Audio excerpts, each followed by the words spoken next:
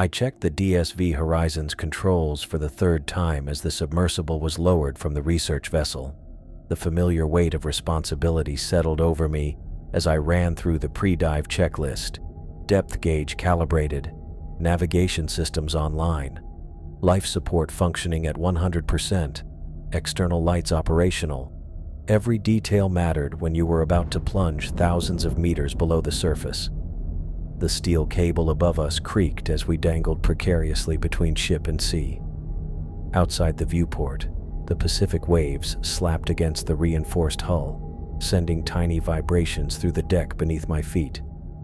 Despite 15 years as a Navy sub-pilot, I still felt the familiar tension knot between my shoulders. Pre-mission jitters never quite go away, no matter how many dives you log. Oxygen recycling systems check complete. All green, Izzy Olsen announced from her station to my right. As our marine biologist, Izzy looked more excited than nervous. Her auburn ponytail swung as she swiveled in her seat, checking readings on multiple displays.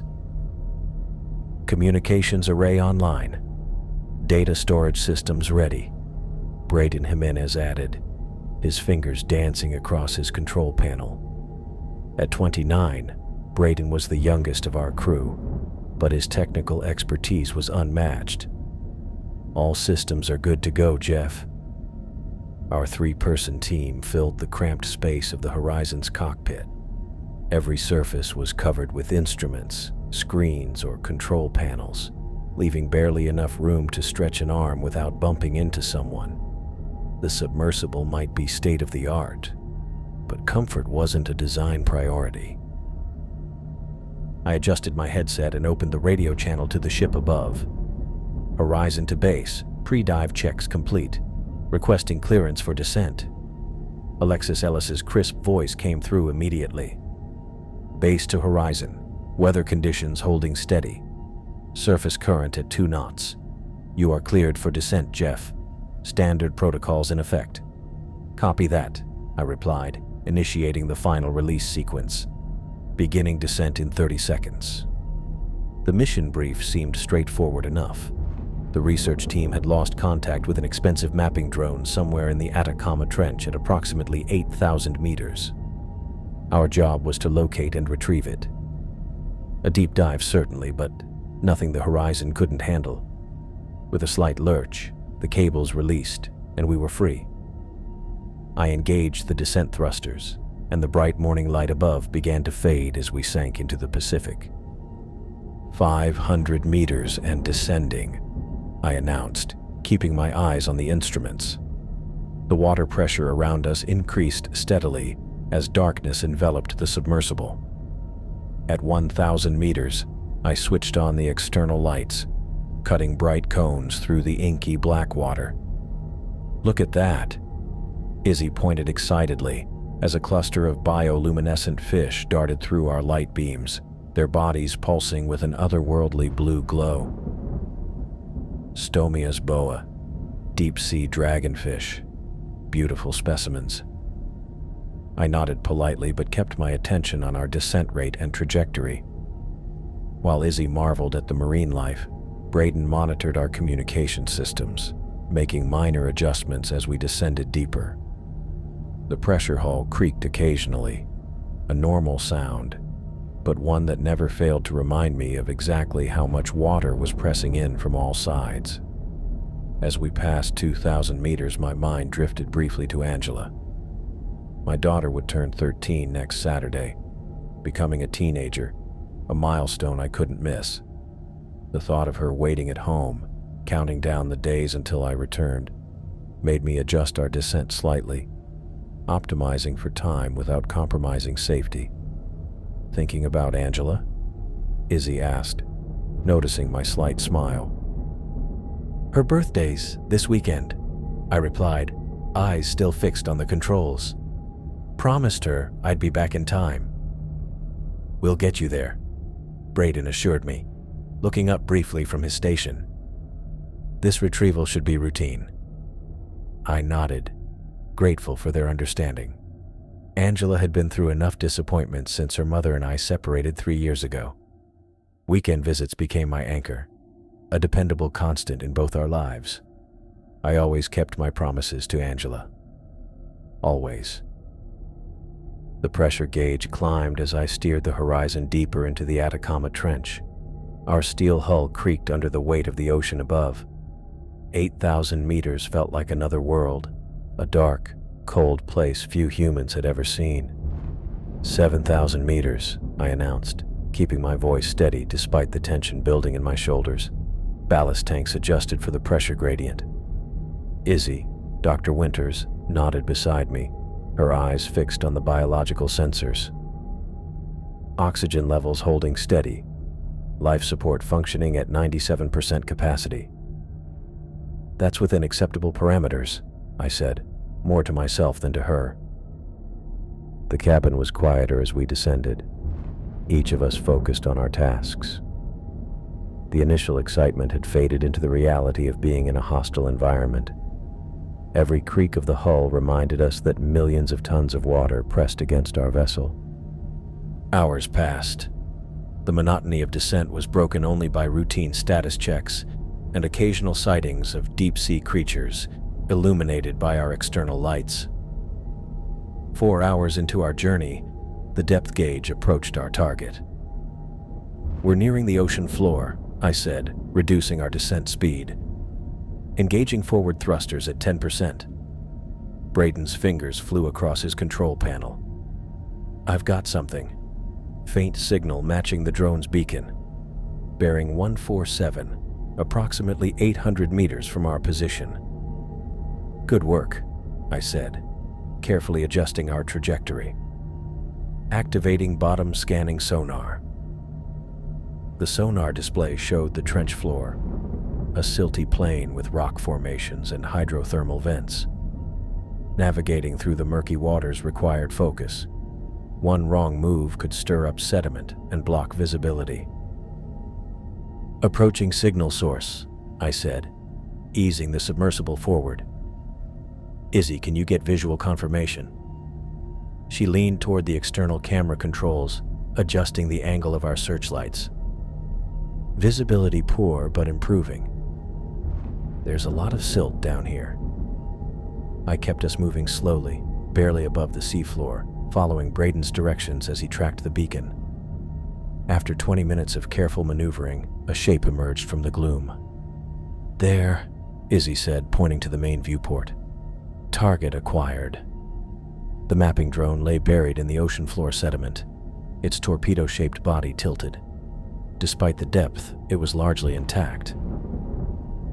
"Positioning for retrieval," I said, bringing the horizon to a complete stop about 10 meters from the drone.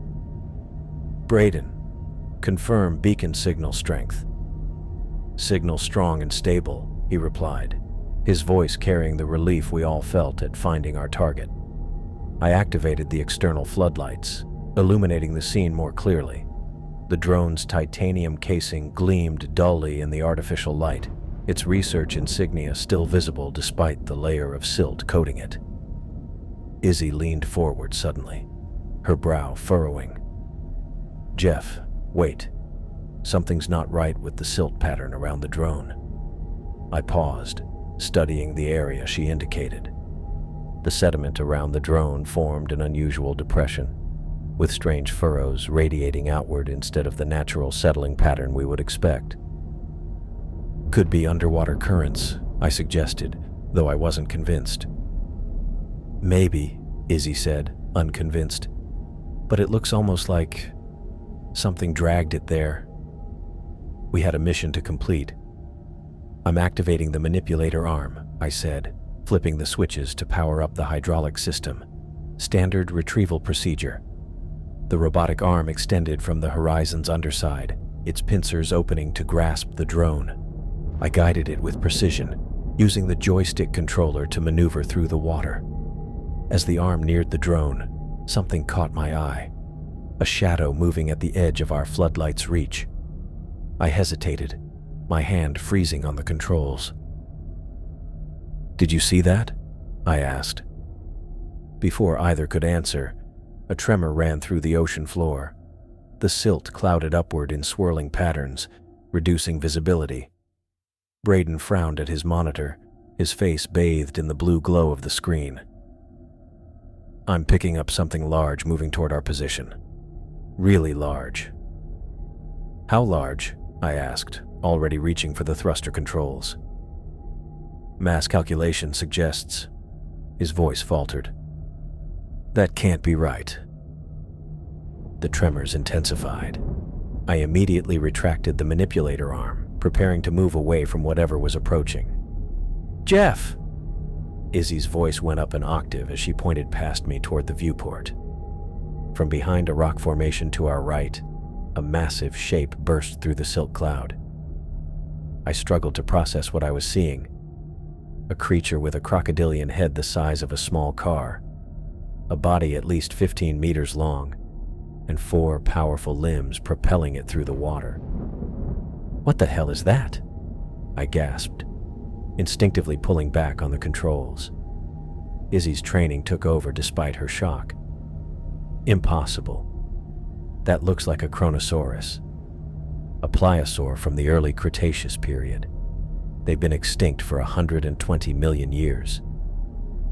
The creature turned, fixing us with eyes that seemed to glow with predatory intelligence. Its mouth opened, revealing rows of conical teeth longer than my forearm. "It's coming right at us," Braden warned, his voice tight with fear. I watched in horror as the massive prehistoric nightmare propelled itself toward the horizon with shocking speed, its paddle-like flippers driving it forward like a living torpedo. In seconds, it would reach us. "Brace for impact," I shouted, my hands flying across the controls, desperately trying to maneuver us away from the charging behemoth. We had mere seconds to respond before those massive jaws would close around our vulnerable vessel. The impact hit like a freight train, slamming into the port side of the horizon with enough force to throw me against my restraints. The submersible spun wildly, instruments blurring before my eyes as we tumbled through the depths. Red warning lights flashed across every console while alarm klaxons screamed through the cabin. "Stabilizing thrusters!" I yelled, fighting with the control stick as my fingers flew across the emergency systems. The gyroscopic stabilizers whined as they fought against our momentum. "Come on, come on!" The hull groaned around us, a deep metallic protest against pressures that could crush us in an instant if the integrity failed. 8,000 meters below the surface, the ocean wasn't just trying to get in. It was demanding entry with the weight of the entire world above us. "It's coming around again," Izzy shouted from beside me, her eyes fixed on the external camera feed. Before I could respond, a second impact rocked the horizon. This time I heard it, the sharp crack of something giving way. My eyes darted to the reinforced viewport, where a spiderweb of fractures had appeared across the transparent alloy. But the real problem came from behind me. "Water breach. Braden Station," I called out, catching sight of the thin jet of seawater spraying into the cabin from a ruptured seam near where Braden sat. The pressure behind that spray could cut through flesh like a laser. I slammed my hand on the emergency sealing protocol, keeping my other hand locked on the controls. "Activating breach containment." Panels slid from the bulkhead as the automated breach system deployed, but the spray had already found its target. I caught the movement in my peripheral vision. Braden jerked violently as the pressurized water struck him directly, his body going rigid then suddenly limp. "Braden's hit." My voice sounded distant to my own ears as I fought to keep the horizon from tumbling into a fatal dive. The controls bucked in my grip, systems overloading as damage reports flooded my main screen. "Izzy, check him." I couldn't look away from the controls. One wrong move at this depth meant death for all of us. I heard Izzy unstrap from her seat, the sound of her movement barely audible over the shrieking alarms. "Jeff." Her voice came soft and stunned. "He's not breathing. His neck appears broken. The impact." She didn't finish the sentence. The weight of command pressed down on me.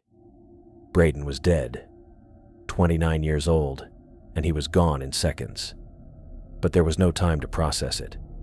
The proximity sensors shrieked a new warning. "It's circling back," I called out, watching the massive shadow on the depth scanner. The creature moved with impossible speed for its size, banking in a tight arc for another attack run. 8 million years of predatory instinct had found us, and it wasn't backing down.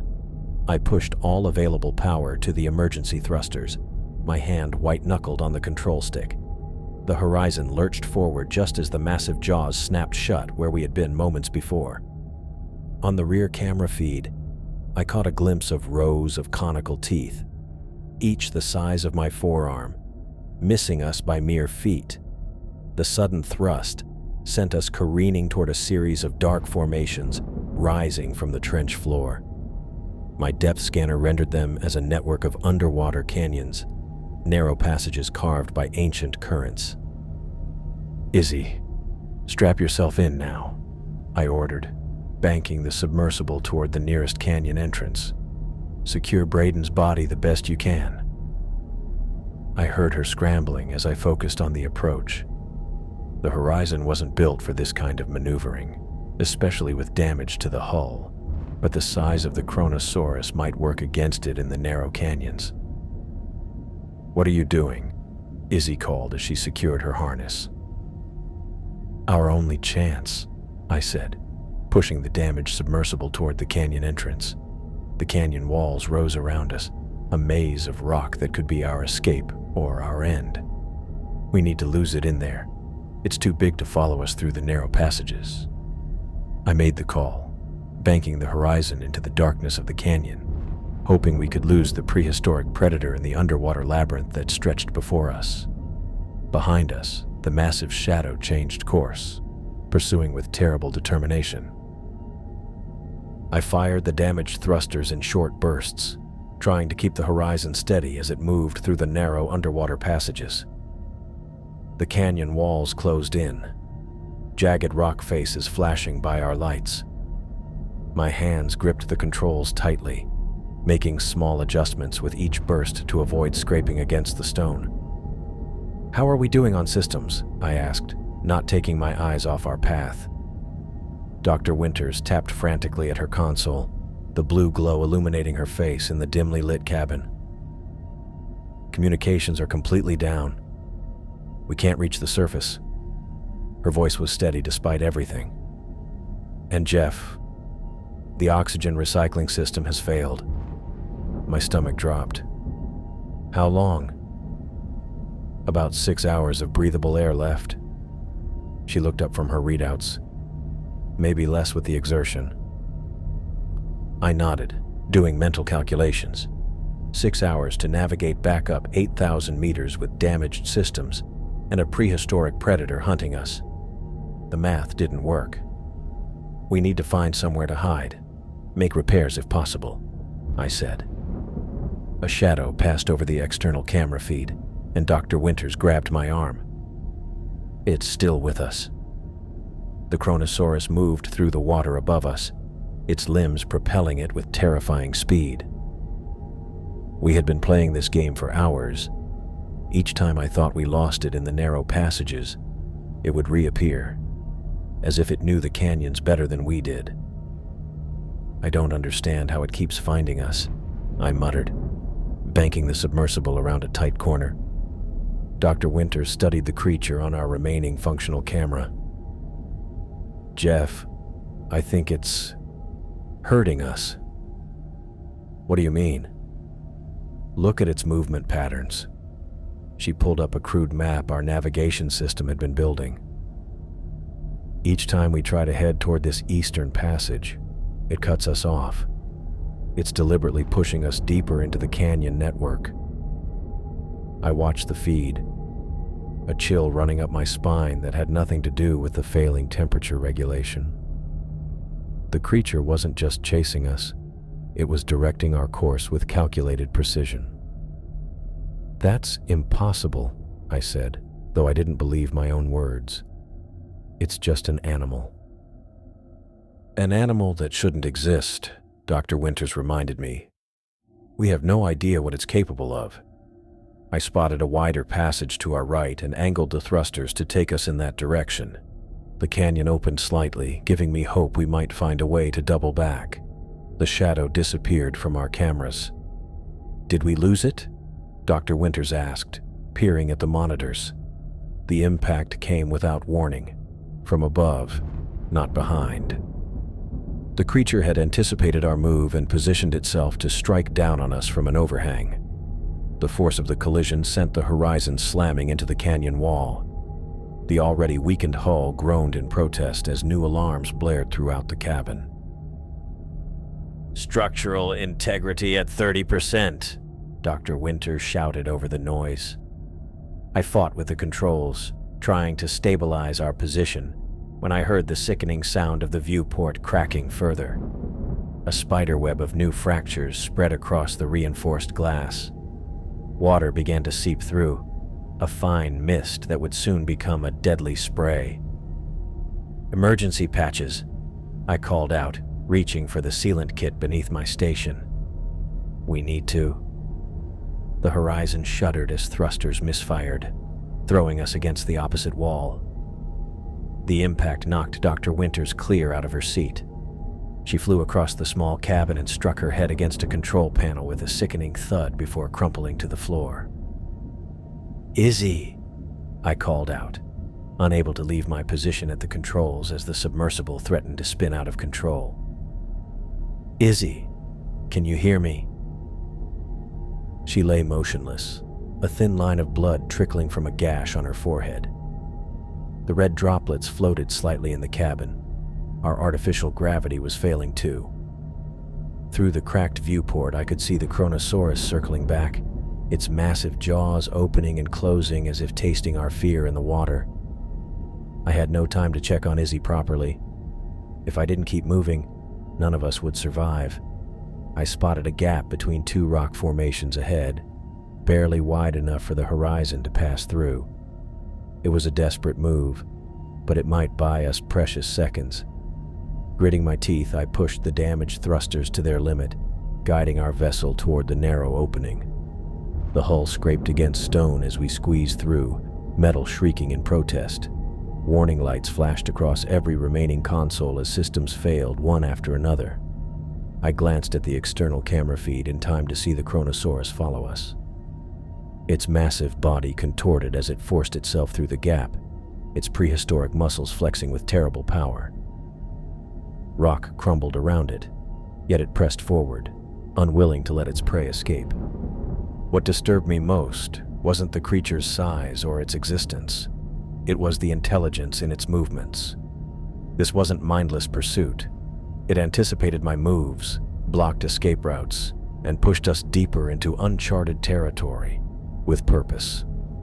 I checked our depth gauge. We were beyond any mapped area. The thought chilled me.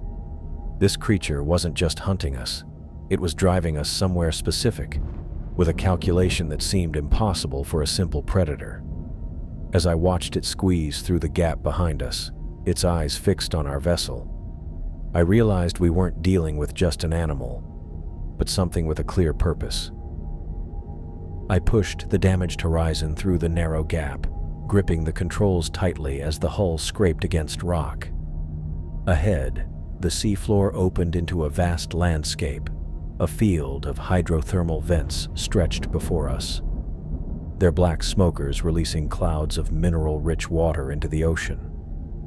The external temperature sensors flashed warnings as we approached, registering extreme heat. "Come on, hold together," I muttered to the groaning submersible as I eased us deeper into the vent field. The horizon's remaining lights cut through the murky water, illuminating the towers of the black smokers. They looked like industrial chimneys from hell, reaching up from the ocean floor.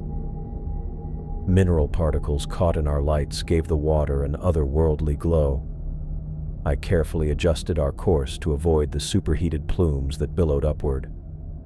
One wrong move into that 400-degree water would cook us alive in seconds. A groan from behind me pulled my attention from the controls. Dr. Winters was regaining consciousness, her hand moving to the wound on her head as she pulled herself up. She winced with the effort, blood still floating in small globules around her. With deliberate movements, she grabbed handholds along the cabin wall and pulled herself back to her seat. "We're in a hydrothermal vent field," I told her as she strapped herself in. "How's your head?" "Been better," she said, her voice strained.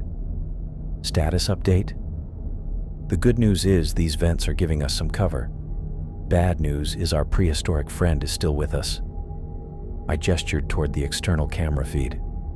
The Kronosaurus was visible at the edge of our lights, circling the perimeter of the vent field. It moved with predatory patience, keeping its distance from the plumes of superheated water. "Smart," Dr. Winters said, leaning forward to study the monitor. "It knows to avoid the heat." I nodded, watching the creature's calculated movements. "It's hunting us like we're injured prey," which, to be fair, we are. With the immediate threat paused, I checked our systems. The manipulator arm responded to commands, and its hydraulics worked. One emergency thruster had power, though it sputtered when used. The ballast system was still operational, a small miracle given everything else that had failed. "What's our oxygen situation?" I asked. Dr. Winters ran her fingers over her console, bringing up the life support readings. 5 hours, maybe less with the damaged recycling system. "Communications?" She shook her head. "Still dead. No contact with the surface." I stared at the external feed again, watching the Kronosaurus circle. It wasn't leaving. It was waiting for us to make a mistake or be forced out of our temporary sanctuary. An idea began taking shape as I studied the unstable rock formations near the largest vent. Years of thermal stress had created a precarious balance, evident in the fissures running through the stone. "See that?" I pointed to the rock formation on Dr. Winters' monitor. "Those formations near the big vent, they're unstable." Dr. Winters leaned closer, analyzing the geological structure. "The thermal stress has created significant fracturing patterns. What are you thinking?" "I'm thinking we might be able to use this death trap to our advantage." I outlined my plan, my finger tracing the path on the screen. "We position ourselves near those rocks, lure our friend in close, and then trigger a collapse. We can use the manipulator arm to strike the weakest point while firing the emergency thruster to get clear." Dr. Winters nodded. "The rock has been through extreme temperature changes, heating from the vent, cooling from the water. That creates microfractures throughout the formation." She looked at me. "You're right. A solid impact at the stress point could trigger a collapse. Enough to bury our friend, or at least slow it down." "Maybe," she said. "The thermal stresses make the rock very brittle. It's like hitting glass that's been heated and cooled quickly." I took a deep breath and began maneuvering the horizon toward the largest vent, keeping a careful eye on the temperature readings. The heat gradient intensified as we approached, but I maintained a safe distance from the superheated plume while positioning us near the unstable rock formation. "If this doesn't work," Dr. Winters started.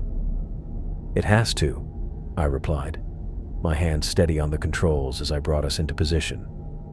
The Kronosaurus continued its patient circling, its ancient eyes watching our every move as I prepared to execute my plan. I vented oxygen bubbles into the black water and set our remaining external lights to flash in an erratic pattern.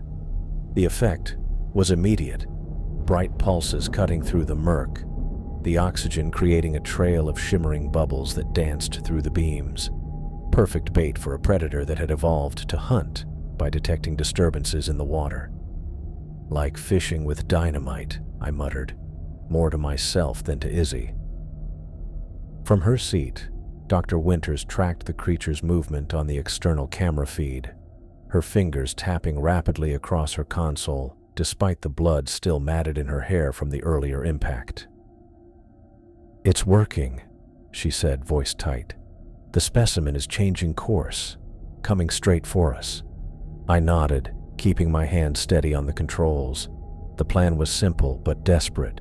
Lure the Kronosaurus into the unstable rock formation and bring the whole thing down on top of it. The thermal stress from the vent had created enough fracturing patterns that one good hit could trigger a collapse. I just needed to time it perfectly. On the monitor, I watched the massive shape materialize from the darkness. The creature moved with deliberate purpose, its paddle-like limbs propelling its 25-foot body through the water with terrifying efficiency. Each stroke brought it closer, its primitive brain fixated on the sensory disruption we'd created. 10 seconds to intercept," Dr. Winters announced, her voice clinical despite the situation. 8, 7. I positioned my hand over the emergency thruster controls, mentally calculating thrust vectors and timing. Too soon and the creature would adjust its attack. Too late, and those jaws would close around our hull. "Jeff," Dr. Winters said, gripping her armrests until her knuckles whitened. "It's approaching too fast. We need to move now." "Not yet," I replied, watching the distance counter tick down. "We get one shot at this." The Kronosaurus surged forward, accelerating in the final approach. Its massive head came fully into view on the monitor, ancient, alien, with eyes that held a cold intelligence that had no right existing in something so primitive. The creature opened its jaws, revealing rows of conical teeth designed to grip and tear. Each tooth was the length of my forearm, evolved to puncture the armor of ancient cephalopods that had long since vanished from Earth's oceans. Except for us. We were the cephalopods now. "Now!" I shouted, simultaneously firing the emergency thruster at full power and slamming the manipulator arm controls forward. The robotic arm shot out, striking the already fractured rock formation with mechanical force. I felt the impact transfer through the hull as the arm connected, then the horizon lurched upward as the emergency thruster engaged, pushing us rapidly away from the sea floor. Below us, the unstable rocks gave way with a subsonic rumble I could feel through my body more than hear. The Kronosaurus, committed to its attack run and unable to change course in time, plunged directly into the collapsing formation. "It's working!" Dr. Winters called out, leaning forward to track the chaos unfolding beneath us. The sea floor seemed to open up as tons of rock tumbled into the newly formed cavity. The disrupted hydrothermal vent released a massive plume of superheated water, creating a violent upward current filled with debris and scalding fluid. For a moment, I lost sight of the Kronosaurus in the churning cloud. Then the shockwave hit us. The horizon spun violently as the pressure wave caught us broadside. Warning alarms screamed through the cabin. I was thrown against my restraints, the control stick wrenched from my grip. Loose objects became projectiles, smashing against walls and instrumentation. "Hold on," I yelled, fighting to regain control of our vessel. I grabbed the stick with both hands, using short, controlled bursts from our remaining functional thrusters to counter the spin. The hull groaned under the strain. Metal fatigue warnings flashed across my console as the vessel struggled against forces it was never designed to withstand. I managed to stabilize our pitch and roll, but we were still rising too fast, dangerously fast for a vessel in our condition. "Structural integrity at 18%, Dr. Winters called out, reading from her display. "Hull breach imminent in multiple." She never finished. The viewport, already compromised from previous impacts, finally gave way completely. The reinforced glass exploded inward with a sound like a gunshot. Freezing seawater rushed in with such force that it slammed me back against my seat. Automatic systems triggered instantly. Emergency bulkheads slammed down with hydraulic finality, sealing off the compromised forward section. The compartmentalization saved us from immediate death, but cut our usable cabin space by half.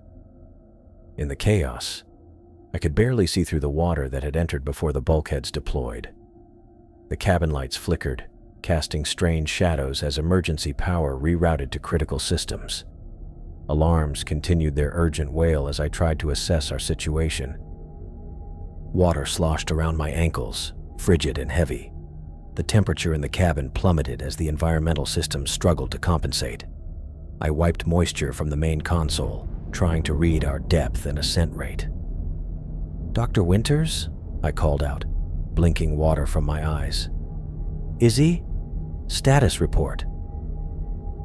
I punched the emergency ascent protocol and slammed my palm against the ballast release. The damaged horizon shuddered as the weights dropped away, and immediately we lurched upward in a sickening, uncontrolled rise. My stomach seemed to stay behind as the vessel shot toward the surface. Through the spider-webbed viewport, the only one still intact, I caught a final glimpse of the hydrothermal vent field below us. The water was cloudy with debris from the collapse, but something moved within it. A massive shape, darker than the surrounding murk, twisted through the clouds of silt. The Kronosaurus. Even with tons of rock crashing down on it, the prehistoric monster was still alive, pushing through the debris with powerful strokes of its fins. I saw it turn, as if looking up at our retreating vessel, and for a split second, I swore those ancient eyes locked onto mine. "It survived," I muttered, but no one heard me. A terrible groan of metal pulled my attention back inside the cabin. The rapid change in pressure was already punishing our damaged hull. Water sloshed around my ankles, cold and salty, rising slowly but steadily. "Dr. Winters," I called, looking over at Izzy. "We need to manage the ascent rate or—" She didn't answer. Her head had rolled to one side, eyes closed, the blood from her earlier wound still matted in her hair. The violent pressure changes inside the cabin had caused her to lose consciousness again. Damn it. I reached across but couldn't touch her while keeping both hands on the controls. "Izzy." Nothing. I was on my own. The horizon was never designed for emergency ascent from such depths. Every moment brought new warnings as systems failed one after another. The overhead panels shot sparks, and the acrid smell of burning electronics filled the cabin. When the oxygen recycler gave out completely, the pressure gauge began climbing in a way that made my blood run cold. I knew what would happen if I did nothing. At our current ascent rate, with oxygen building up and nowhere to vent, the horizon would become a bomb. My hands flew across the manual override, opening the emergency oxygen vents in controlled bursts. Each time I opened a valve, precious breathing air escaped, but it kept the interior pressure from building to explosive levels. Pain lanced through my head as my inner ears struggled to adjust. I felt a warm trickle down my neck and wiped at it absently. My fingers came away smeared with blood. The pressure changes were too rapid, too extreme for my body to handle. My eardrums had ruptured. More alarms blared, somehow sounding distant through my damaged hearing. The hull creaked with an awful, low moan that vibrated through the metal floor and up into my bones. Water now reached my shins, but I couldn't worry about that, not with the more immediate threat of a pressure-induced explosion. My vision swam, edges darkening as my body reacted to the punishing conditions. I blinked hard, forcing myself to focus on the control panel. We couldn't slow down. The horizon was breaking apart around us, but I needed to stay conscious. "Just a little longer," I said to myself, voice sounding strange in my damaged ears. "Keep it together." I glanced over at Dr. Winters again. She hadn't moved, strapped securely in her seat, head still tilted at that unnatural angle. The only sign she was alive was the slight rise and fall of her chest. I wished I could check her pulse, assess her condition. but leaving the controls even for a second wasn't an option. The depth gauge drew my attention. Red digital numbers ticked down rapidly as we shot upward. 5,900 meters. 5,800. I remembered my Navy training, the careful warnings about pressure changes and the human body. Ascending this fast from such extreme depths practically guaranteed decompression sickness. The bends. Gas bubbles forming in the bloodstream, in the joints, in the brain. Potentially fatal. But what choice did I have? We passed the 5,000-meter mark. The water around my legs felt warmer, or maybe my extremities were going numb from the cold. My fingers tingled as I manipulated the controls, feeling strangely detached from my own body. 4,700 meters, I announced to no one who could hear me. The habit of reporting depths was ingrained after years of dives. More sparks showered from the ceiling. I ducked, raising an arm to protect my face, but kept my other hand firmly on the controls. The electrical fire suppression system activated, spraying foam across the back of the cabin. At least something still worked. 4,000 meters. We'd climbed 4 kilometers from the ocean floor, but we still had a long way to go. My lungs burned with each breath, the air growing stale despite my careful venting. The gauge showed our oxygen levels dropping steadily. We had maybe an hour of breathable air left, less if the rate of water ingress increased. I wiped more blood from my ear, wincing at the sharp pain. The pressure changes were wreaking havoc on my body. My joints ached, my vision kept blurring, and I felt a stabbing pain behind my eyes that intensified with each meter we climbed. Navy dive tables ran through my head. How fast could a human safely ascend? How long should decompression stops last? The numbers seemed like a cruel joke now. There was no safe ascent from 8,000 meters in a vessel that was breaking apart. If the Horizon survived the ascent, we'd need immediate medical treatment for decompression sickness. If it didn't, well, drowning might be quicker than dying from the bends. 3,500 meters, I said, still talking to fill the silence. My voice sounded muffled, distant. Just keep going, old girl. Just keep going. The hull groaned again, a low, tortured sound that seemed to come from everywhere at once. More warning lights flashed across my console. Structural integrity critical, hull breach imminent, life support failing. I tried to remember the ocean above us. The research vessel would be scanning for our emergency beacon. If they realized we were ascending, they might send down rescue submersibles to intercept. But would they make it in time? The image of my daughter Angela flashed through my mind. Her birthday this weekend. I'd promised to be there. I'd promised Ellen I wouldn't miss another one. Not like this, I muttered, fighting against the encroaching darkness at the edges of my vision. Not going to die down here. The depth gauge continued its countdown. 3,200 meters. 3,100. Each breath felt harder than the last. The cabin air grew thick, a combination of failing life support and the rising water that now covered my knees. I shivered, my body temperature dropping despite the sweat beading on my forehead. Dr. Winters remained unconscious, oblivious to our desperate situation. Maybe that was a blessing. She wasn't feeling the pain of rapid ascent, wasn't aware of the terrible gamble we were taking. Her face looked strangely peaceful, despite the blood in her hair and the harsh emergency lights casting red shadows across her features. Almost halfway, I told her, even though she couldn't hear me. We're going to make it.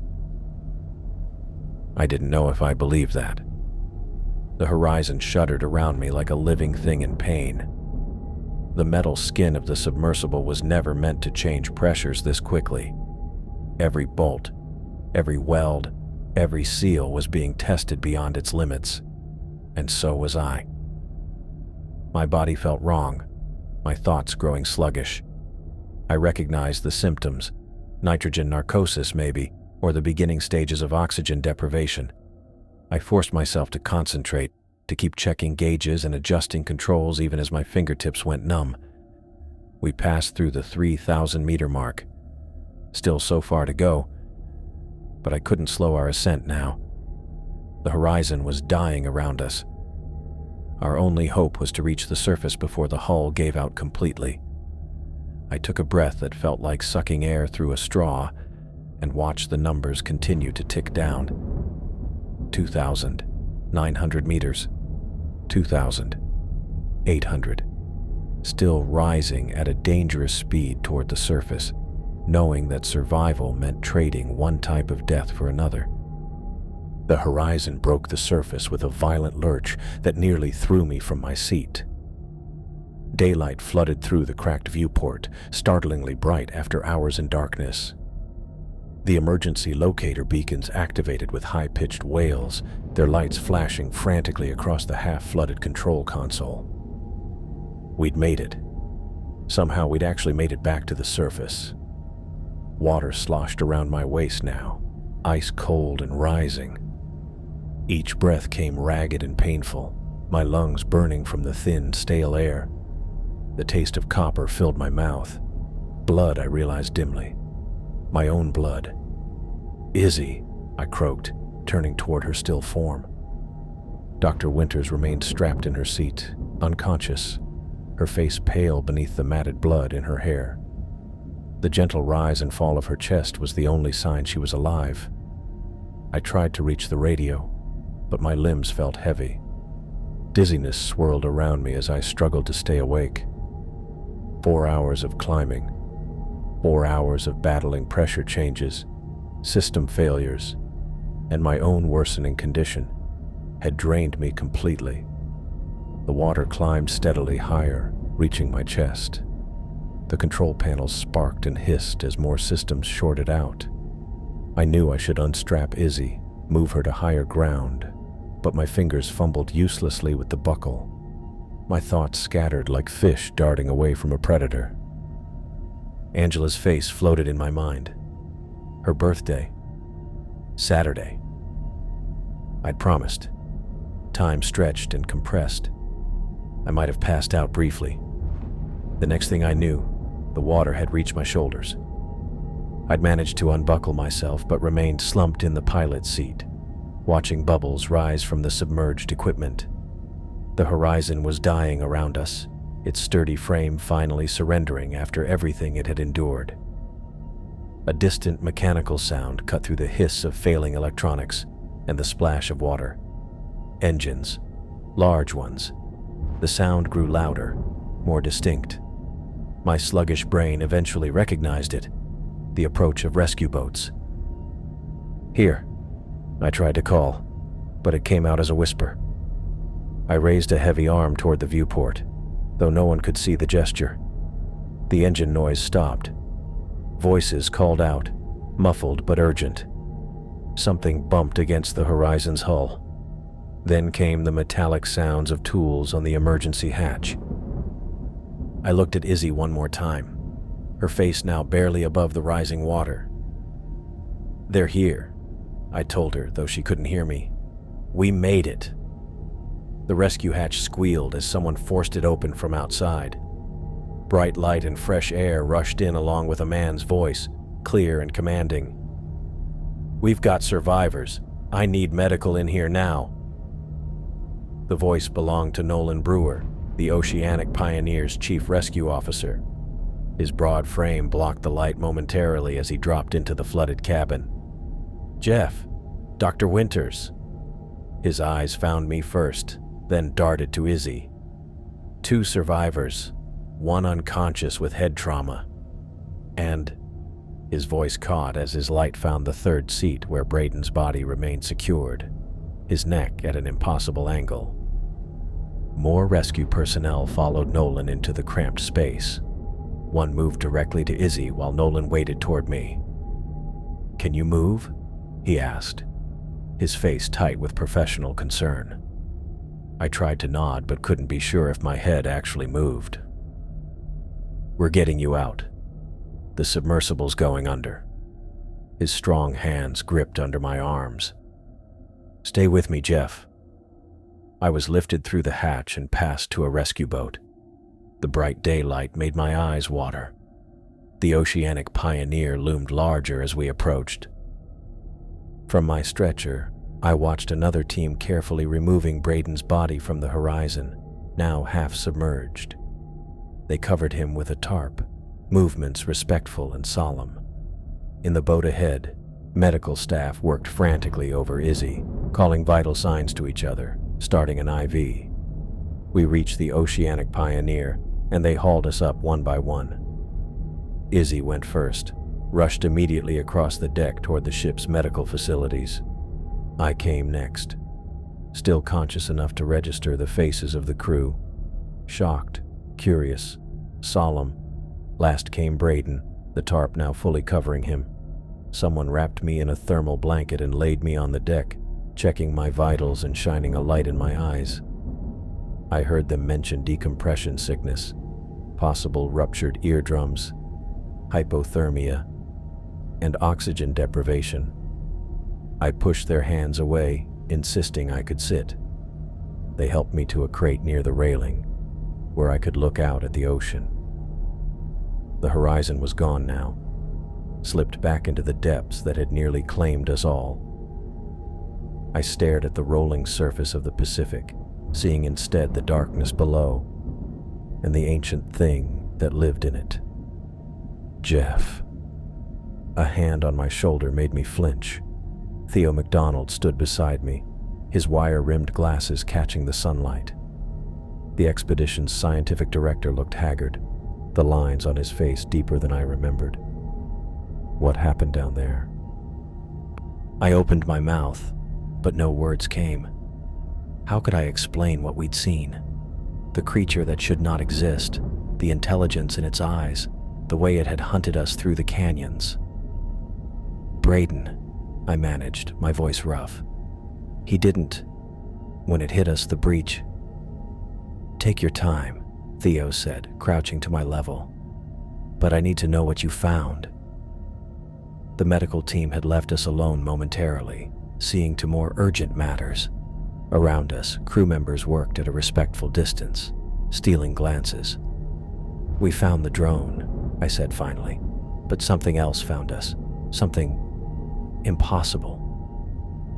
"What was it, a new species?" I almost laughed, but it came out as a cough. "Not new, ancient. A Chronosaurus." Izzy identified it. Theo's face went blank with disbelief. "A pliosaur?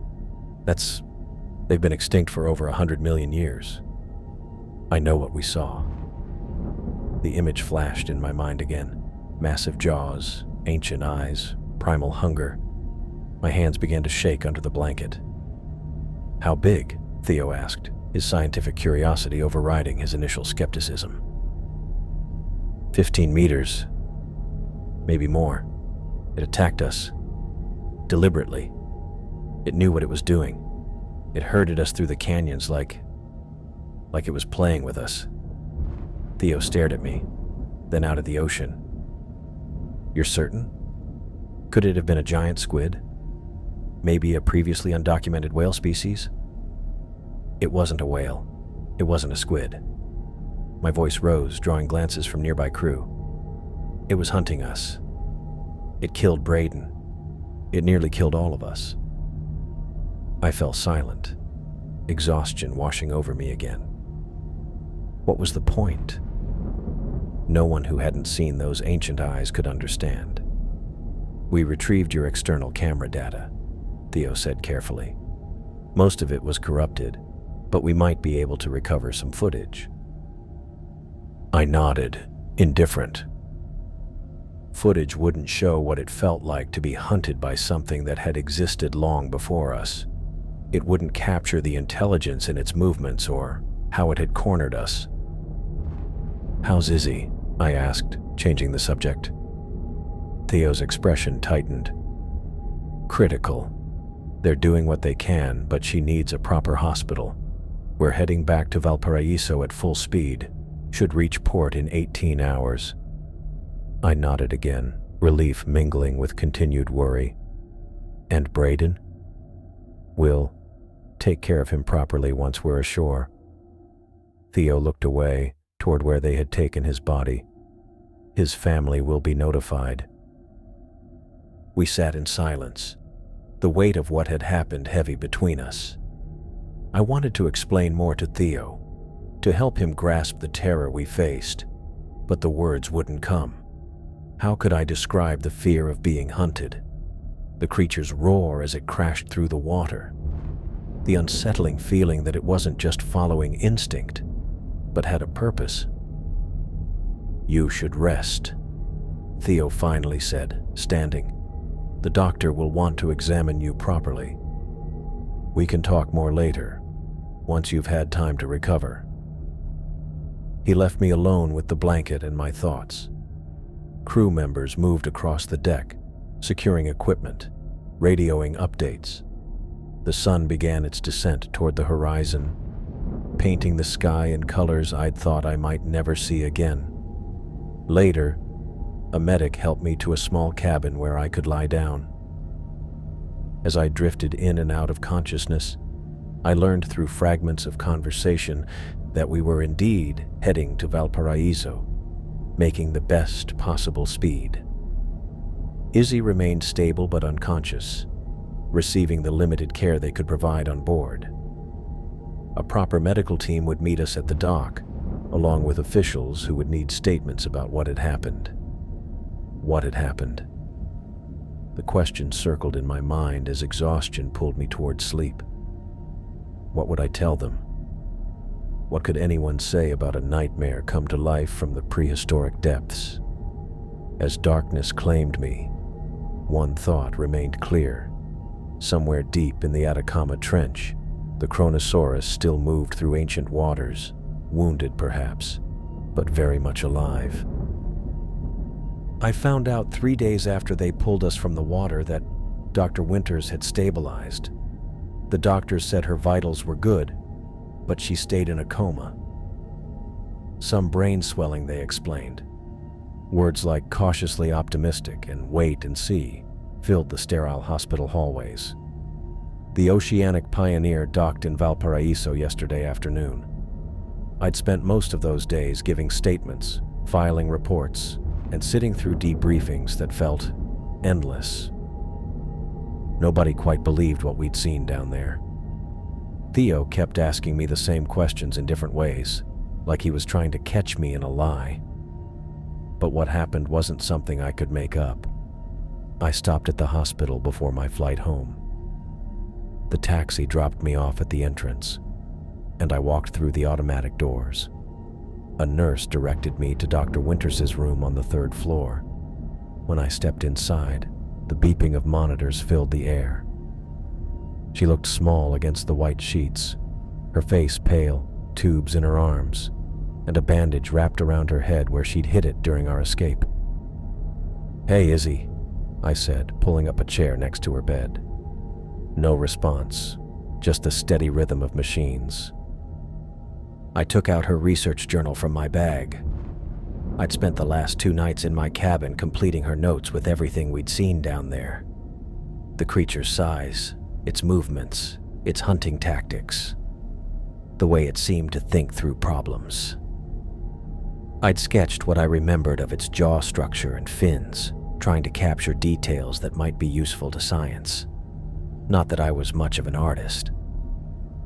I placed the journal on her bedside table, next to a vase of flowers someone had brought. I added everything I could remember, I told her. Figured you'd want it all documented when you wake up. The monitors beeped steadily. Outside her window, the hills of Valparaiso rose from the harbor, houses painted in bright colors. I need to catch my flight, I said. Angela's birthday is tomorrow. I sat there a moment longer, watching Izzy breathe. I hadn't known her long before the expedition, but going through something like that, it creates a connection. We were the only two people on Earth who knew what really waited in that trench. "I'll come back," I said quietly. "Once you're awake, we'll figure out what to tell them about what happened down there." I didn't say goodbye. It felt wrong somehow. Instead, I squeezed her hand gently and walked out. The taxi to the airport cut through the busy streets of Valparaiso. I leaned my head against the window, tired in a way sleep couldn't fix. Every time I closed my eyes, I saw it all again. The creature charging at the viewport, the water rushing in, Braden's body jerking before going still. The image of his neck at that impossible angle followed me into my dreams each night. I'd wake up gasping, sheets soaked with sweat, thinking I was drowning again. At the airport, the commotion of travelers swirled around me. I moved through security on autopilot, my mind still 8,000 meters below the surface.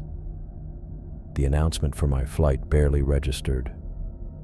Only when I stepped into the terminal did my heart start beating faster. Angela stood by the gate, bouncing on her toes as she scanned the arriving passengers. Ellen stood behind her, one hand on our daughter's shoulder. When Angela spotted me, her face lit up brighter than all the emergency lights on the horizon. "Dad!"